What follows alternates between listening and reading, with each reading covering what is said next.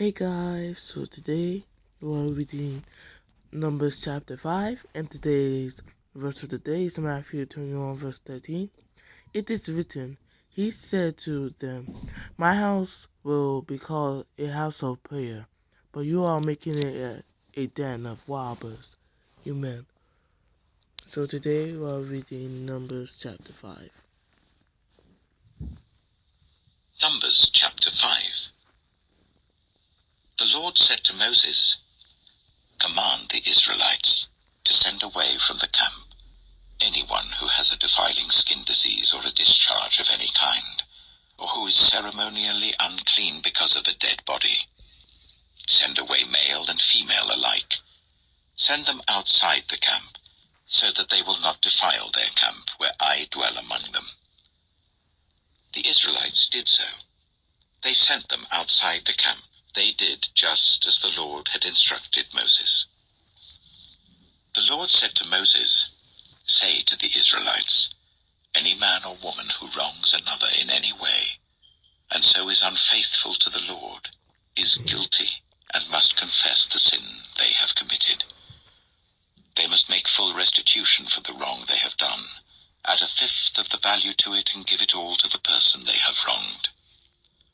But if that person has no close relative to whom restitution could be made for the wrong, the restitution belongs to the Lord and must be given to the priest, along with the ram with which atonement is made for the wrongdoer. All the sacred contributions the Israelites bring to a priest will belong to him. Sacred things belong to their owners, but what they give to the priest will belong to the priest. Then the Lord said to Moses, Speak to the Israelites and say to them, If a man's wife goes astray and is unfaithful to him so that another man has sexual relations with her, and this is hidden from her husband, and her impurity is undetected, since there is no witness against her and she has not been caught in the act, and if feelings of jealousy come over her husband, and he suspects his wife and she is impure, or if he is jealous and suspects her, even though she is not impure, then he is to take his wife to the priest. He must also take an offering of 1/10 of an ephah of barley flour on her behalf. He must not pour olive oil on it or put incense on it, because it is a grain offering for jealousy, a reminder offering to draw attention to wrongdoing. The priest shall bring her and make her stand before the Lord. Then he shall take some holy water in a clay jar, and put some dust from the tabernacle floor into the water. After the priest has made the woman stand before the Lord, he shall loosen her hair and place in her hands the reminder offering, the grain offering for jealousy, while he himself holds the bitter water that brings a curse. Then the priest shall put the woman under oath, and say to her, If no other man has had sexual relations with you, and you have not gone astray and become impure while married to your husband, may this bitter water that brings a curse not harm you. But if you have gone astray while married to your husband, and you have made yourself impure by having sexual relations with a man other than your husband, here the priest is to put the woman under this curse.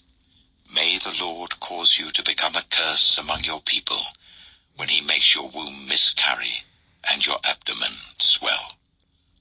May this water that brings a curse enter your body, so that your abdomen swells or your womb miscarries. Then the woman is to say, Amen, so be it. The priest is to write these curses on a scroll, and then wash them off into the bitter water. He shall make the woman drink the bitter water that brings a curse, and this water that brings a curse and causes bitter suffering will enter her.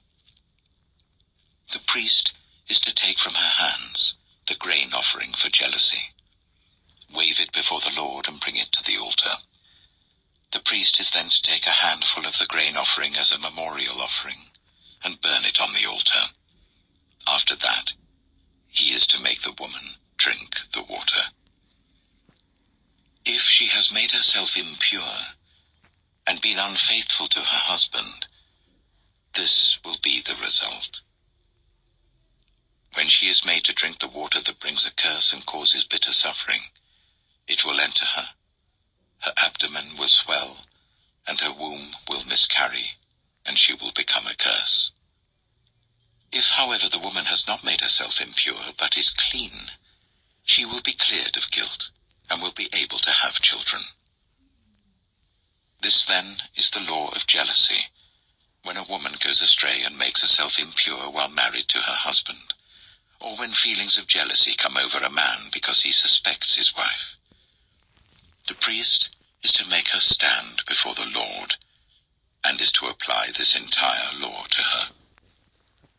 The husband will be innocent of any wrongdoing, but the woman will bear the consequences of her sin.